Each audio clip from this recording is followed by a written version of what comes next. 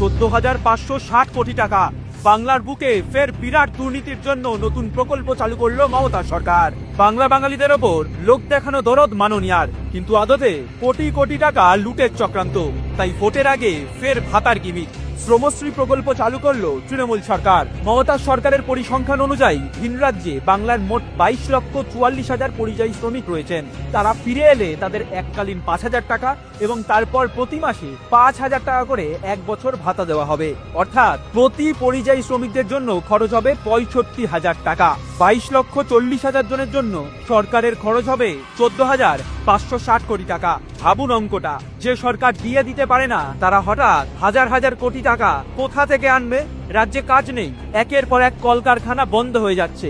তাহলে পরিযায়ী শ্রমিকরা এসে কি চপের ব্যবসা শুরু করবে মাননীয়া? আপনি ভালো করেই জানেন এই রাজ্যে এসে কাজ জুটবে না। তাই সেই ভাতায় ভোলানোর রাজনীতি। আসলে মাননীয়ার আসল উদ্দেশ্য হলো ভোটের আগে টাকা বিলি করে নিজের দলের লোকদের তোলাবাজির সুযোগ করে দেওয়া। পাড়ায় পাড়ায় পরিযায়ীরা ফিরে এলে ওদের থেকেও কাটমানি নেবে মমতার বাহিনী। যেমন ভাবে আবাস যোজনার তালিকায় নাম তুলতে তোলা আদায় করেছিল এরা। তবে ভিন রাজ্যে বাংলার পরিযায়ী শ্রমিকরা ভালো আছেন, শান্তিতে আছেন, নিজেরাই বলছেন সে কথা। মমতা ব্যানার্জিও বলছি, আপনার 5,000 টাকার লোভে বাইরের দিকে ছেলেপেলে একটাও যাবে না, কেন আমরা খুব ভালো আছি, শান্তিতে আছি। বাংলার পরিযায়ী শ্রমিক ও তার পরিবারের সদস্যরা ভিন রাজ্যে গিয়ে মাসে 70 থেকে 80,000 টাকা আয় করে। বাংলায় এসে তারা কি পাবেন? 5,000 টাকার ভাতা। তো আমরা পুরো ফ্যামিলি মিলে 75 থেকে 80,000 টাকা কাজ করি এখানে। তো বাড়ি গেলে তিন জনের হয় 15,000 টাকা, ঠিক আছে? তো তার সাথে ইলেকট্রিক বিল, খাওয়া দাওয়া, এভরিথিং হাবিজাবি নিয়ে আরো খরচা বেড়ে যাবে। তো 15,000 টাকাতে কি হবে মাননীয়া? ওরা এমনি এমনি বাংলা ছেড়ে চলে যায়নি, ওরা কাজ না পেয়ে বাংলা ছেড়ে চলে যেতে বাধ্য হয়েছে। বাংলার পরিযায়ী শ্রমিকরা ভাতা চায় না, কাজ চায়, কর্মসংস্থান চায়।